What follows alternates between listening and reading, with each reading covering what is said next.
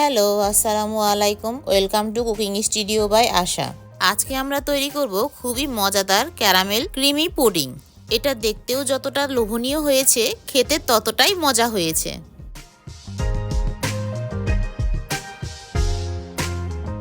প্রথমেই আমি যে পাত্রটিতে পুডিং বানাবো সেখানে আমি ক্যারামেল তৈরি করে নিচ্ছি। ক্যারামেল তৈরি করতে যা লাগবে, এখানে আমি দিয়েছি 3 টেবিল চামচ চিনি। চিনিটা দিয়ে একদম লো আঁচে ক্যারামেল তৈরি করে নিব।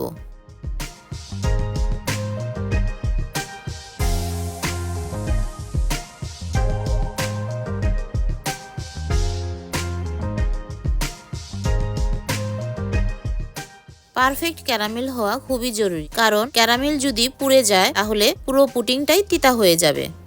যখন চিনি গলে ব্রাউন কালার চলে আসবে তখন ঘুরিয়ে ঘুরিয়ে নিতে হবে, কারণ তা না হলে এক পাশে আবার চিনি গলে পুড়ে যাবে, পুড়ে গেলেই তখন তিতা হয়ে যাবে।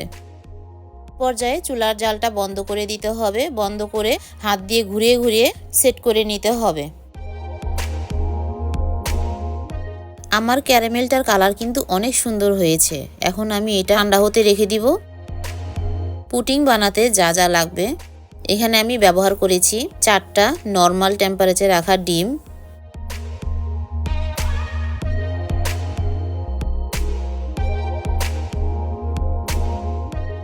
দিয়ে দিচ্ছি মেজারমেন্ট কাপের 2 কাপ দুধ,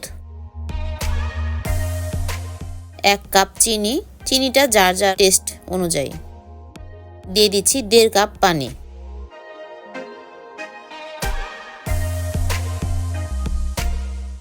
ভ্যানিলা এসেন্স দিয়েছি 1 টেবিল চামচ।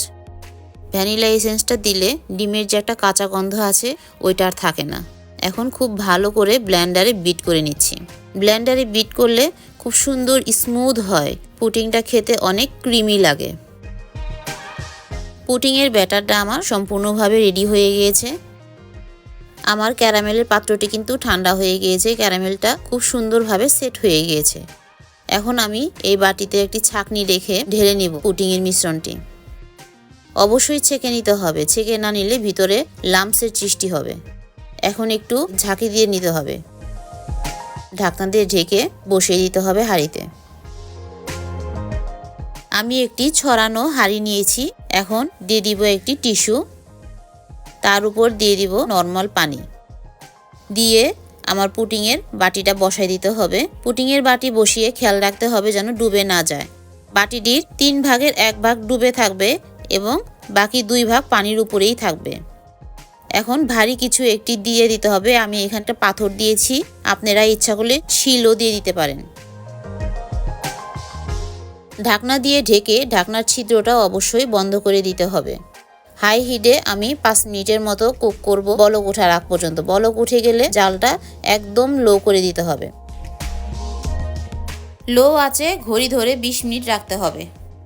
20 মিনিটের বেশি অবশ্যই কুক করা যাবে না, কারণ 20 মিনিটের বেশি কুক করলে ভিতরে সফটনেসটা আর থাকবে না, ভিতরে রাফ হয়ে যাবে, পুডিংয়ের টেস্টটা নষ্ট হয়ে যাবে।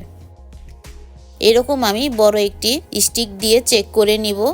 যখন দেখব যে স্টিকটা সোজা হয়ে দাঁড়িয়ে আছে, বুঝতে হবে যে আমার পুডিংটা সম্পূর্ণরূপে হয়ে গেছে। দেখেন একদম ক্লিন হয়ে বের হয়েছে।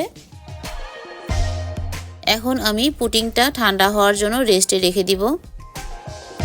ঠান্ডা হওয়ার পরে পুডিংটা আমি রেখে দিয়েছিলাম ফ্রিজে। এখন আমি নাইফ দিয়ে চারপাশ ছাড়িয়ে নিব।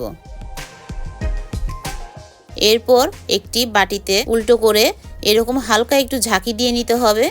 দেন বের হয়ে গেল আমার ইয়াম্মি পুডিং। দেখেন আমার পুডিংয়ের ক্যারামেলটা কিন্তু অনেক সুন্দর হয়েছে। আমার পুডিংটা দেখতে যেমন লোভনীয় হয়েছে, খেতে ততটাই সুস্বাদু হয়েছে, একদম ক্রিমি ক্রিমি। আমার এই পুডিংয়ের রেসিপিটি ভালো লাগলে অবশ্যই লাইক কমেন্টস দিয়ে জানাবেন। আর আপনারা যদি কোনো রেসিপি দেখতে চান তাহলে অবশ্যই আমাকে কমেন্টসে জানাবেন। নতুন নতুন রেসিপি পেতে অবশ্যই আমার চ্যানেলটি সাবস্ক্রাইব করে রাখবেন। আজ তাহলে আসি, আল্লাহ হাফেজ।